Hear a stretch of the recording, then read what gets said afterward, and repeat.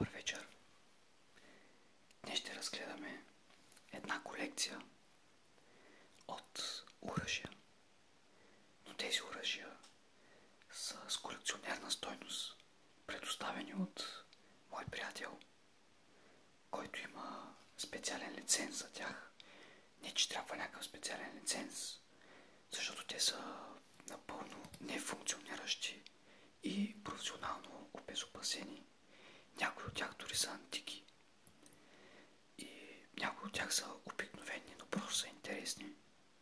Но набързо ще ги разгледаме и дано да са ви интересни, както бяха и на мен, когато ги видях за пръв път.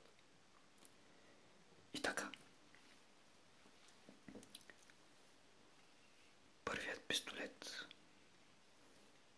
който не мога да определя от какво време и дали наистина се е ползвал, но забелязвате, че дулото му е едно от най-интересните, които съм виждал някога. Тук има предпастил, който има един спусък, абсолютно от метал, с дървена дръжка. Доста е тежък. Повярвайте ми, тежичък е. Петлето е класическо. Затяга се няколко пъти и тук вече може да тръпнем и да завъртим.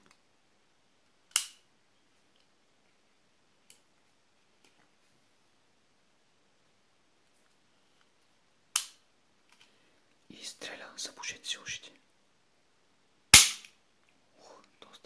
Доста силно трябва да се натисне спусъка, но все още горе-долу функционира. Предполагам, че тук са слагали някаква... Това може да е и за капси, може да е само единствено тъй като не е играчка, но не знам иначе как, може би вътре се е слагало нещо и да е стрелял. Нямам никаква идея, ако някой разбира от такива неща. Нека сподели в коментарите дали това наистина може да е можело да стреля или е направено единствено и само с колекционерска цел. Преминаваме към следващия артефакт, така да кажа.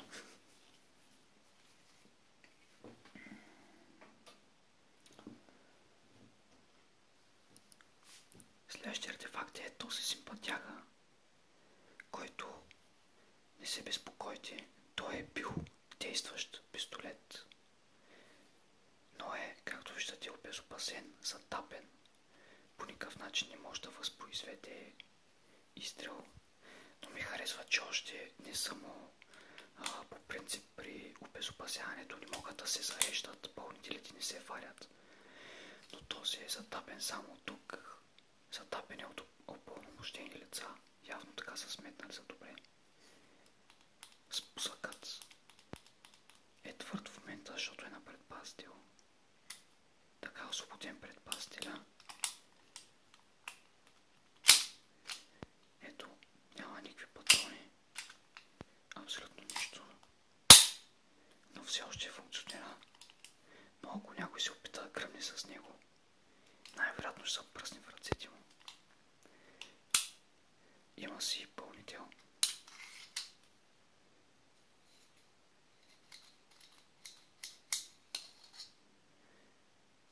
Мой приятел ми ги предостави, за да ги покажем и после се връщат на сигурно място. Той си ги държи като колекция в специална каса. И много му благодаря за предоставената ми възможност, дори за няколко часа под неговата супервизия, естествено, да ви ги покажа. Макар и те да не са опасни по никакъв начин вече.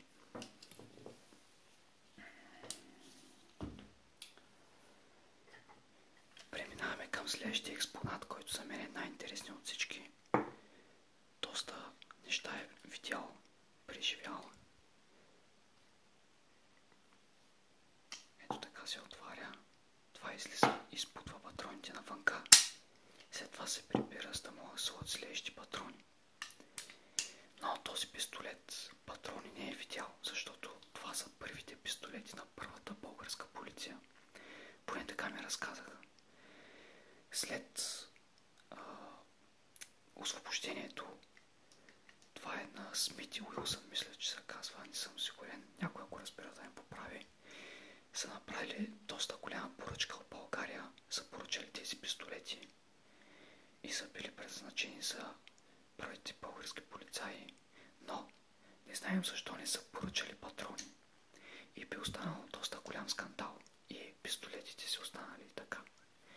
Че тази бройка е от тогава. Доста е старичка.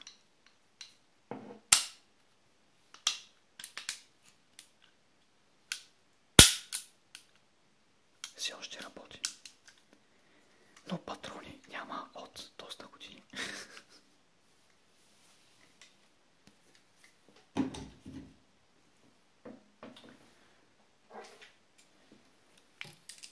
Тук има още един симпатяга, който също е нефункциониращ, но е много интересен. Дори не може да щракне.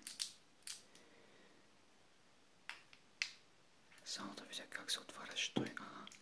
Ето той също е обезопасен. Вътре са напити не знам как се казват, изкуствени някакви с големината на патрони, метални пластини, които не позволяват да се зареди. Така че той е обезопасен. Но е доста интересен. И всичките, които ви показах до сега, са от метал, с дървени дръжки и са доста тежки.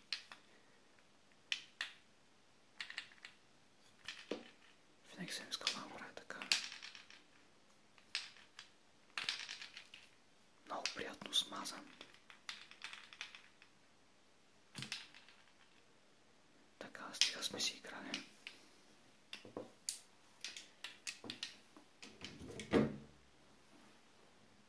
Сега ще преминем към едни други оръжия. Това е, доколкото спомням, изцяло декоративен, не е остър. Мисля, че може да не може да се наостри, но не според мен може да се наостри, но е декоративно. Но е с доста приятен дизайн. Мен много ми харесва този дагер. Или така наречения кинжал. Мисля, че кинжал се води. С много приятна кълъвка, с много приятни символи. Цветовете също много ми харесват. Тежичък е. Не е много удобен. Малко играе тук, но все пак това е за декорация. Но много ми харесва дизайна. С това реших да ви го покажа.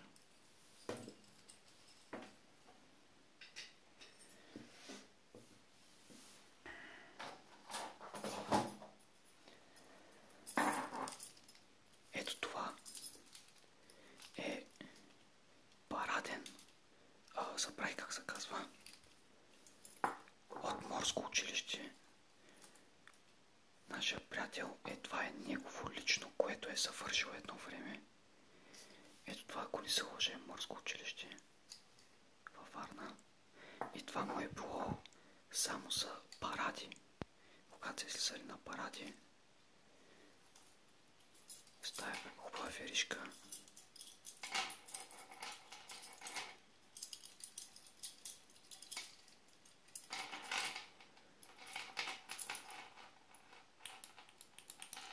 Се копчавал.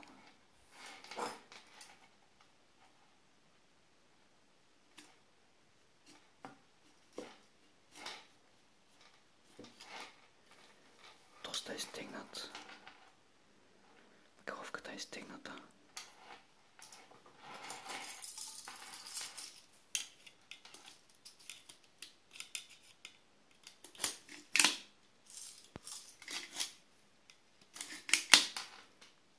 Много приятно усещане, когато го вкарвате и изкарвате от кълъвката стегнато здраво.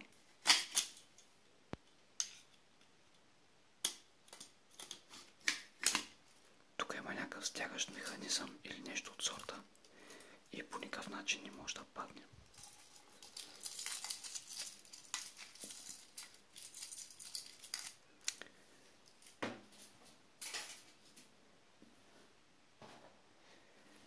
Следващ нож.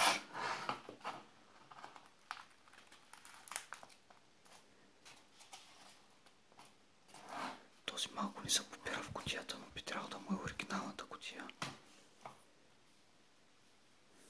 Този нож изключително много ми приляга в моята ръка. Аз съм голям почитател на ножове и много ми харесва да разглеждам различни ножове. На този дръжката е много интересна. Много е лекичък. Балансиран е. Не че разбира много, но ми изглежда балансиран. Острието е леко. Дръжката е малко по-тежка. Това е пластмаса някаква или плексиглас. Това се е метално с металното острие с много интересни шарки, форми, различни от двете страни. Като цяло ми прилича на някакво елфско острие. Напомня за властелина на пръстените. Елфите имат подобни остриета. Така че това определено е едно от любимите ми и е остричко. Остричко е.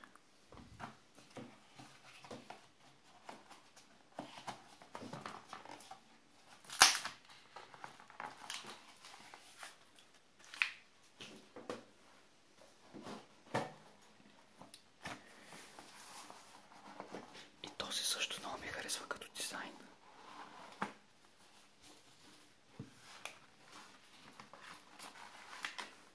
Този лично да ви кажем прилича точно на нож за жертвоприношения по времето на цивилизации като инките и майите. Но той е изцяло декоративен. Но има много хубав дизайн. Много хубави рисунки. Много интересен кинжал. Ето мога да ги разгледаме. Тук има нещо като глава с пера отгоре като корона, типа като на индианците, не знам как се наричат. Надолу има някакви форми. Това прилича на египетски бог. Бог Ра или бог Тот. Не ги знам много добре. Тук също има митическо същество. Орела, който е много голям символ за много неща. От другата страна е същото.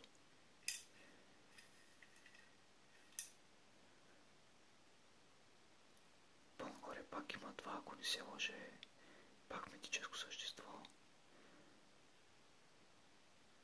Може би просто са така нарисувани. Не знам дали имат някаква дълбочина. Но кинжала е доста и е остричък.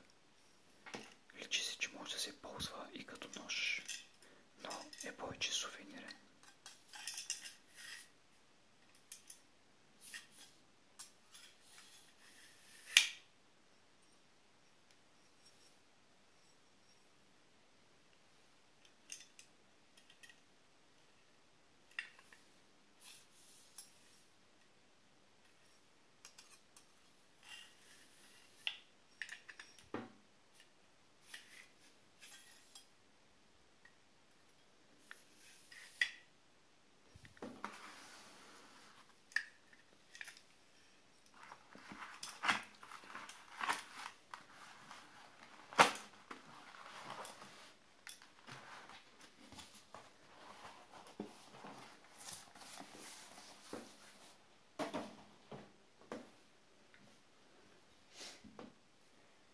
И сега нещо, което няма да мога да ви покажа на един кадър. Но това е едно много разтясал и дълъг щик. Това наистина е с много голяма колекционерска стойност. Щик, това е което са закачали отпред на пушките си.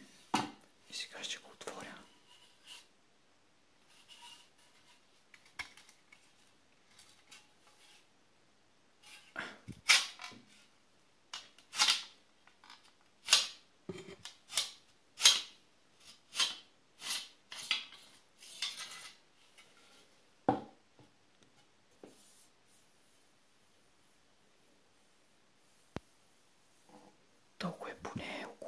50 см.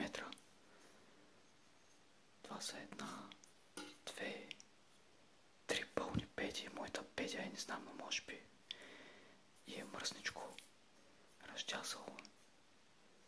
Но това нещо не мога да си представя, ако напучи някой, с какви поражения ще нанесе където и да е.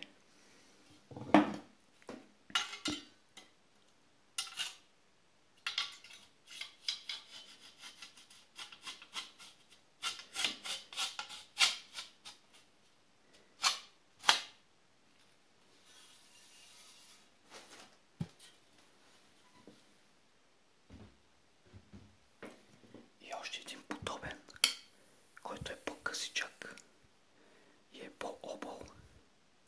Отново щик. Ето тук се закача.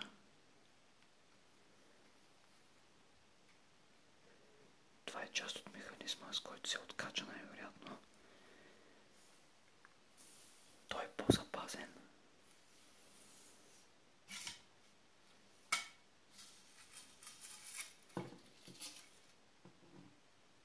Той даже е намазан с масло. Смазане. Но е по-съвременен от другия. Той не е остър. Отгоре отдолу, не знам дали нарочно не е наострен, но върхът му е остър все още. Така че това не е нещо, което бихте искали. Това не е нещо, което бихте искали да получите между ребрата по време на схватка. Слава Богу, че тия времена отдавна са отминали, защото виждате, че хората не са си играли и наистина са ползвали неща, с които са опитвали да навредят сериозно на хората срещу тях.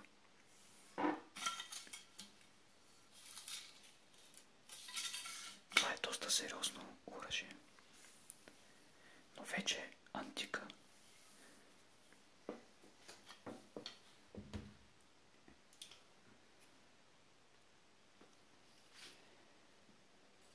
И, приятели, мисля с това да завършим. Това вече го видяхме, но ще го повъртя преди да приключа. Просто искам да кажа, че целта ми на този клип не е да рекламирам и да по-скоро да ви говоря за оръжия. Това са предмети, които са много интересни за мен. Но аз лично не притежавам оръжие. Не мисля, че хората би трябвало да притежават такива неща. Много са интересни такива предмети за мен, защото те са уникални и са изработени наистина по много интересен начин. Ако някой иска да се учи да стреля и има интерес към оръжия, има стрелбища, лицензи, нека да отиде да си плати и наистина да живее както трябва. Аз съм от семейство и на ловчи, така че тези неща са изключително опасни. Ако някой от вас намери в къщи на родител, брат, сестра, който е по-голям и има такива неща, има разрешение, дори да ги намерите, моля ви се, не си играйте с тях, защото стават много големи бели. Тези спусъци и петлета и на по-модерните пистолети, те са доста нежни по някой път. И не дейте да си правите експерименти, не дейте да се пробвате да кърмите, дори да си играете, дори да ги насочвате срещу себе си. Гледайте винаги да имате надзирател, ако някой реши да ви ги покаже. И образовайте се как се държи, как се подава, как се подават, въобще как се носят. Интересувайте се, не дейте да тръгвате веднага да правите неща, които гледате по телевизията и главно по филмите от Холивуд. Това беше моето кратко обращение, защото виждам, че от моите абонаменти, хора, които следят канала, има и на по-млада възраст, около 15-16, може би и по-малки и по-големи. Това мое обращение беше към всички, защото има хора на по 40 години, които не са хващали никога оръжие. Според мен трябва човек от обща култура да знае какви са тези неща, как се ползват, за да не стават злополуки. И така нататък. Разбрахте ми посланието, надявам се. Бъдете живи, здрави и лека вечер.